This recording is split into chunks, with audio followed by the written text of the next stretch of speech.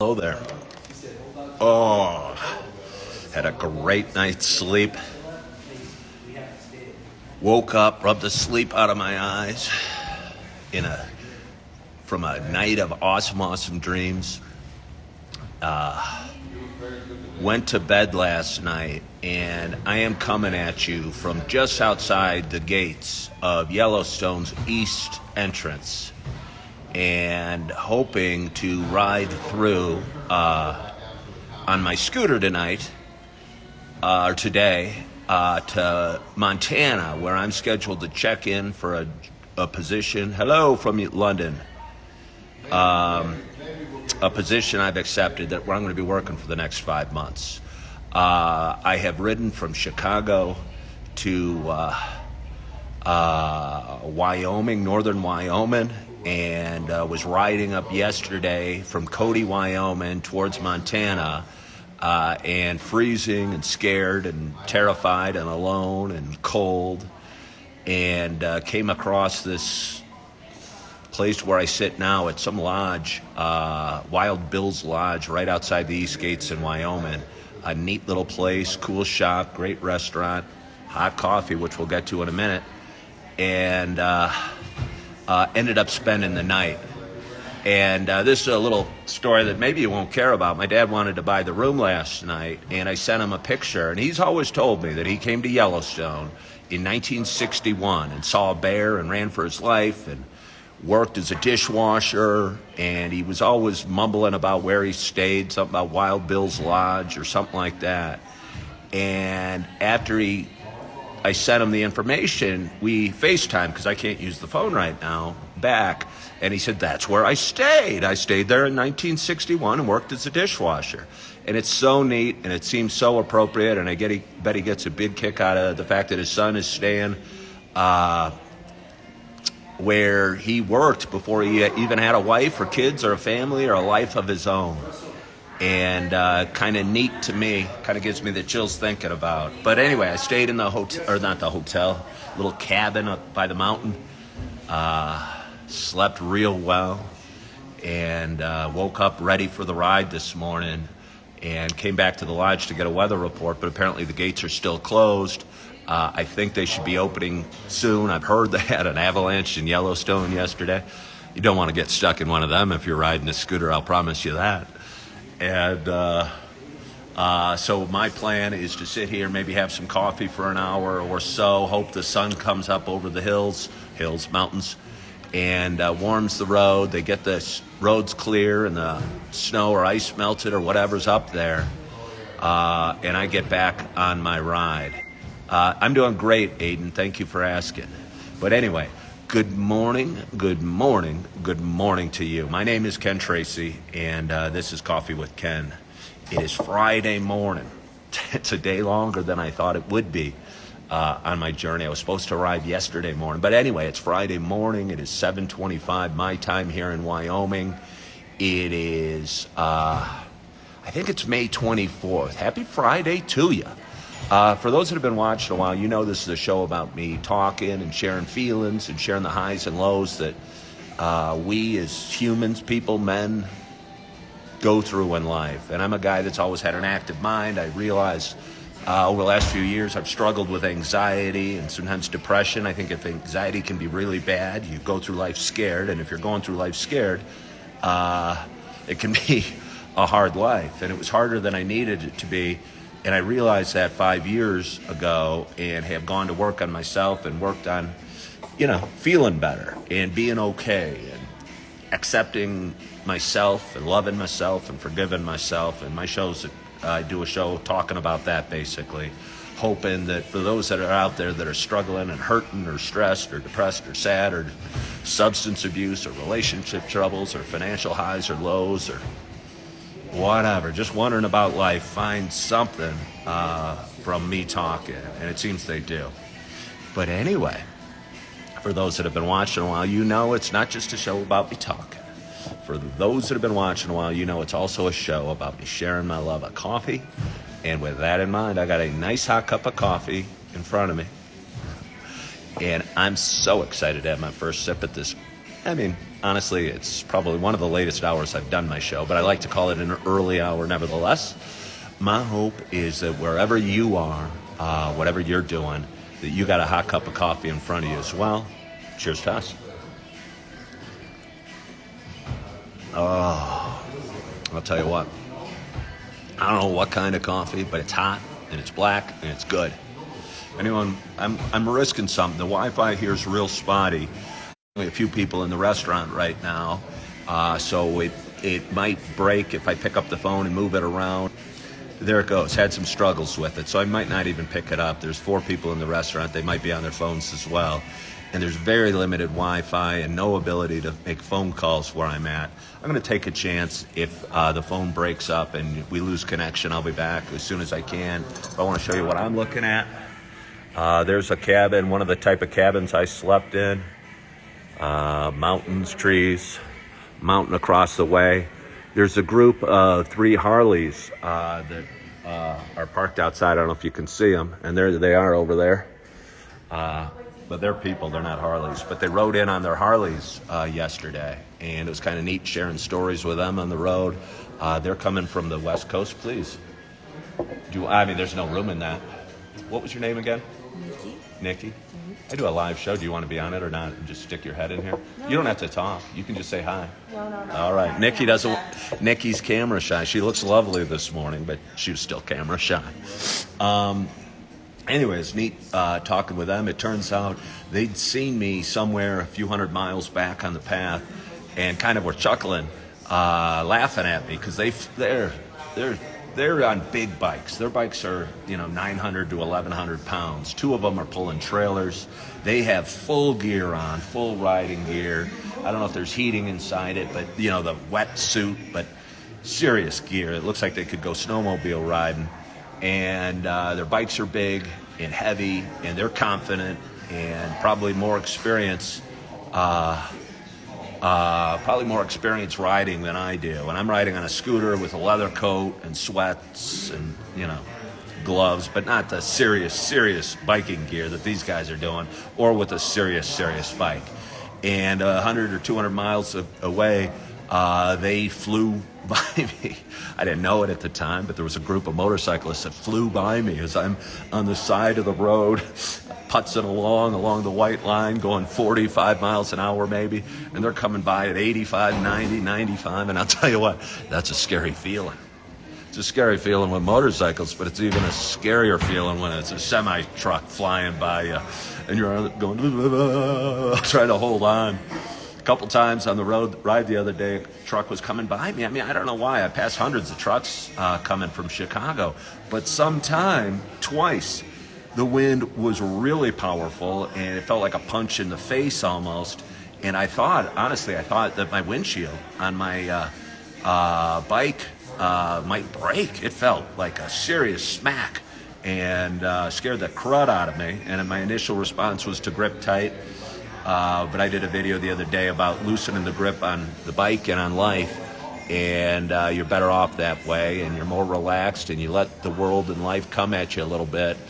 And I realized I was so tense that I was a lesser rider, and if I loosened up and kind of let my fingers loosen a little bit, I rode better and the ride went smoother. How was your scooter handling going up the large hills and mountains? No problem. It's a 400cc.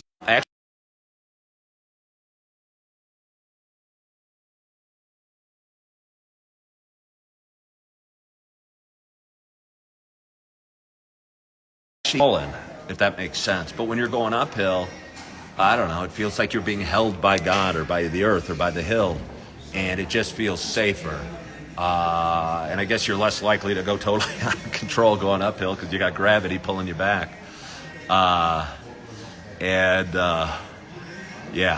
So anyway, I'm right outside the gates, and I have a 80-mile jaunt to the edge of Montana ahead of me. Apparently, once you get into Yellowstone, I was talking to the bartender last night, what's interesting about these places, they get people from all over the country, sometimes all over the world to work here, and these people stay on site, and that's what I'm going to be doing. up in Montana, and they stay on site and live here and work here for the season. And they're just interesting to talk to because they have all these different backgrounds, and you think they're all from the area because they're working here, but they're not. So they bring their insight from wherever. And the guy I was talking to last night said he was from South Alabama, I believe. And I don't know, it's just real interesting talking to him. He told me, the first few miles into Yellowstone are going to be really steep uphill. And I forget what he said. He might have said you're going to go up 3,500 feet. It might have been not that, but that's my memory. It might have been 1,500 feet. But he said you're going to be going really uphill for the first several miles. And you're not going to see anything like that else in the park. And then he goes, you're not going to see anything like that else anywhere. And after that, the road or the ride kind of flattens out, he said. But it doesn't really flatten. You're still going up, but you're just not going up a steep incline. So excited about getting onto that incline. And Will Bill just said, I'm going to feel so good when I reach my destination. I am. I tell you what, yesterday, I was supposed to check in by 10 o'clock yesterday, our office that hired me in Montana. And I got in here, and I was cold, and I was tired, and I realized I wasn't going to make it, and I was shedding some tears because I have put in 6 days of hard riding and hard adventuring and hard journeying, and all of a sudden all that hope and dream of making it to my my destination felt like I realized I wasn't going to make it by 10 o'clock on Thursday. And it was a flood of emotion, and I was shedding tears, and I was tired, and I was cold, and I felt like beaten down and what have you. And my ex-wife was kind. I don't get phone service at all from where I'm at.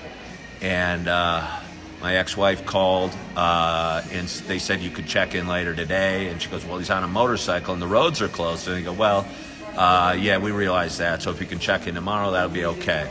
So hopefully I'll get up there. The office will still be open. They'll still be okay with me checking in.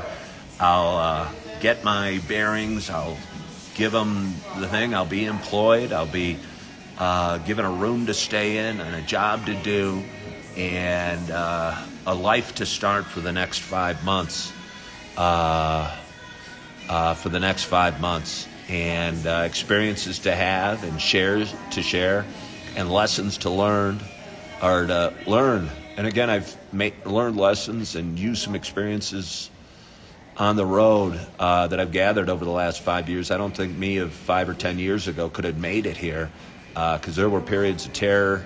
And if I wasn't praying to myself while I was riding down the road, I'm not sure I would have made it. And if I wasn't looking for things to be grateful for, despite my terror, despite my fear, despite my feelings of despair, I was feeling like giving up and just alone and cold and barren and being knocked around by wind and just tired and in a bad mood, I managed to kind of keep going. And I talked about it yesterday.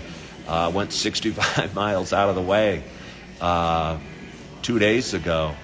And 2 days ago. And so it's a 130 round trip. And that's a 3 or 4 hour waste of time on a scooter in the mountains. And that was like a gut punch. But I thought, don't panic. Get back going the right direction and keep moving forward. And I say this a lot, it doesn't matter how fast you're going as long as you're moving forward. And I'll tell you, yesterday, there was a speed limit sign with a radar thing, and it said 65. And I'm going through the mountains, and it's snowing, and the temperature's dropping from 40 degrees to 31 or to 29 or whatever it got down to. And they had a radar detector, and it said 24, 25. And I'm going, ugh, and terrified at 24 or 25. Good morning, Jack Taylor.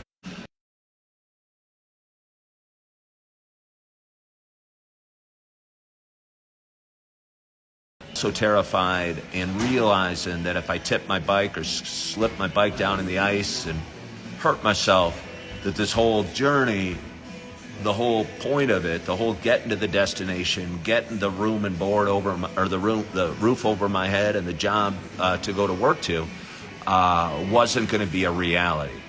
So, not only did I picture myself sprawled out on the side of the road with various serious injuries, but I also pictured myself not getting the job and not going on the adventure that I'm, finishing up the adventure I started last Saturday when I left the safety in Naperville, Illinois, hopped on my bike and started heading west. And in Irish summer, I don't know, Pat, they say every spring and fall they get a period of this here in the mountains. And again, these are serious mountains. And dangerous mountains. You could die up here. I mean, they're serious. There's bears and bison roaming here. I haven't seen any. But they have lots of alerts to not pet the bison or the elk. Apparently, there's a ton of them where I'm going.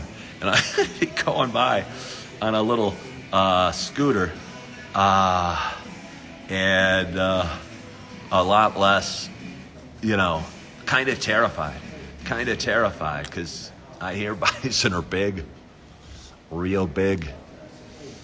Don't know if they've seen a Suzuki Burgman 400, and I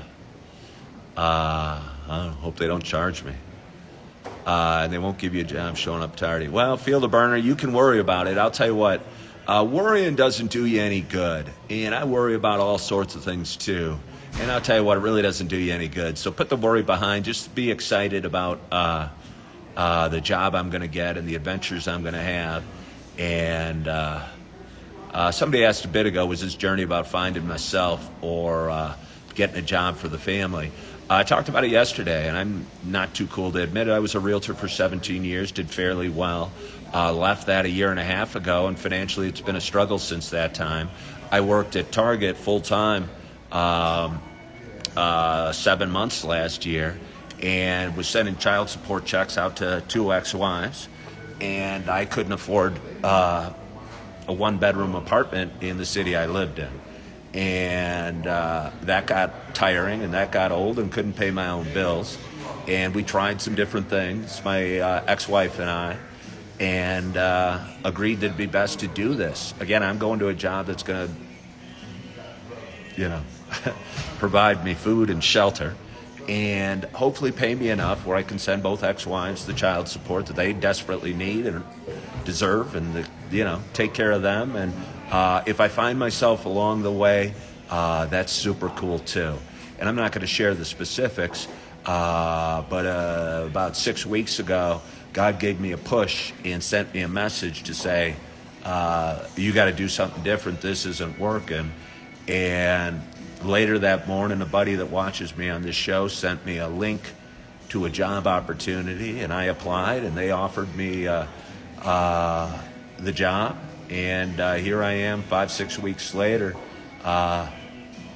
almost there, 80 miles from my destination, and talking to you. So what did I order for breakfast? I haven't ordered for breakfast. I'm not sure I'm going to. I sat in this very spot most of the day yesterday and had breakfast here yesterday. I got to drink some. I so appreciate it. I'll drink some, and I love that you're bringing it back. I'll need some shortly. Had steak country fried steak, or country fried chicken yesterday, and hash browns and eggs and toast. And I had a bowl of chili at lunchtime, and I had the fish and chips for dinner. And I don't normally eat several meals a day or 3 meals a day. So my hope was to hit the road and get where I'm going and get breakfast up there. But since the gates are closed and the roads are still closed, that might not make it or happen. And I'm just keeping my fingers crossed. I see people coming in. The restaurants get more filled, so the Wi-Fi is going to be more and more spotty, and I want to get off before that. The weather update is supposed to be a high, I think, of 51 and sunny today, but the gates are still closed, so this is going to be packed. There's one road up into the east gate of Yellowstone, and anybody going up there is going to hear the roads are still closed, so they're going to turn around, and a lot of them are going to come back here. So this business is going to be packed and jumping. And so I want to drink my coffee and maybe order some breakfast, depending on how I feel, and get back on the road shortly, as soon as possible, and get checked in and get to my place and continue my adventure.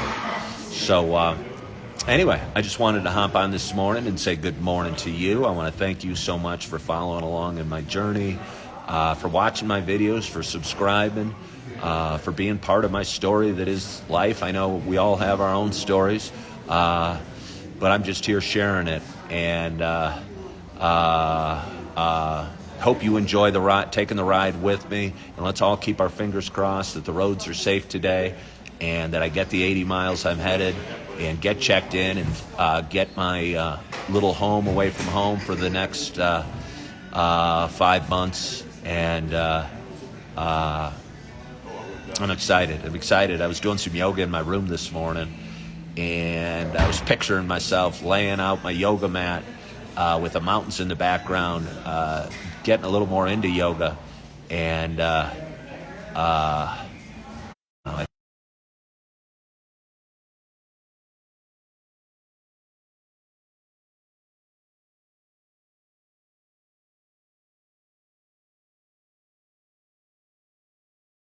trying to do pull-ups from a limb of a tree. I don't know.